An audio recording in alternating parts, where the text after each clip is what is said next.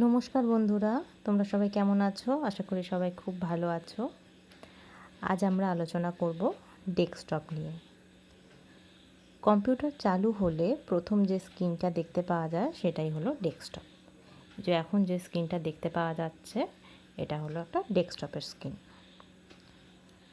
স্ক্রিনে দেখা ছোট যে তীর চিহ্নটা আমাদের ইনপুট ডিভাইস মাউস নাড়ানোর সাথে সাথে নড়ে, এটাকে বলা হয় মাউস পয়েন্টার। এই মাউস পয়েন্টার দিয়ে আমরা বিভিন্ন আইকন সিলেক্ট, ক্লিক, ড্র্যাগ এই সমস্ত বিভিন্ন কাজ করতে পারি। ঠিক আছে, এই যে এটা হলো মাউস পয়েন্টার।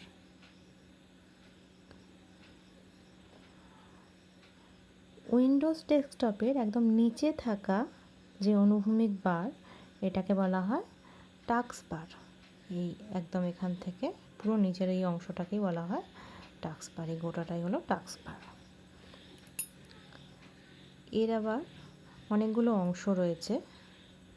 সেই অংশগুলো হলো start button, search bar, task view, printed apps, running apps, notification area, date and time. এই সবগুলোই এই টাস্ক বারে থাকে। একদম শুরুতে কোণায় যে উইন্ডোজের লোগো আছে এটাকেই বলা হয় স্টার্ট বাটন। স্টার্ট বাটন হলো উইন্ডোজের মেনু খোলার প্রধান বোতাম।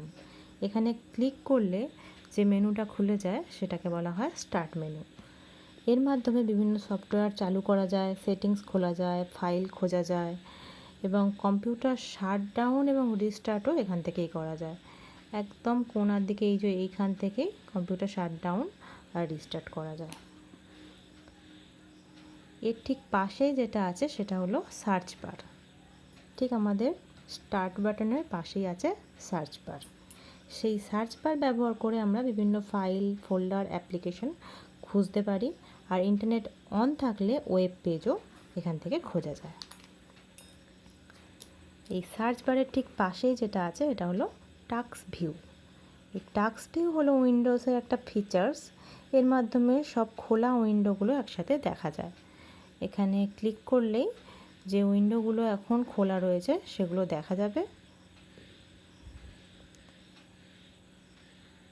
এখানে ক্লিক করলাম, আমার কাছে যে উইন্ডোগুলো এখন খোলা রয়েছে সেগুলো দেখা যাচ্ছে এবং আগে যে সমস্ত উইন্ডোতে খুলে কাজ হয়েছে সেগুলো ডেট ওয়াইজ কিন্তু এই টাস্ক ভিউ থেকে আমরা দেখতে পাই। এই যে এখানে বিভিন্ন ডেট, মানে তলার দিকে স্ক্রল করলে পুরনো ডেটগুলো দেখতে পাওয়া যাবে এই কম্পিউটার থেকে কী কী কাজ হয়েছে। এরপর যেটা আমরা জানবো সেটা হলো ডেস্কটপ আইকন।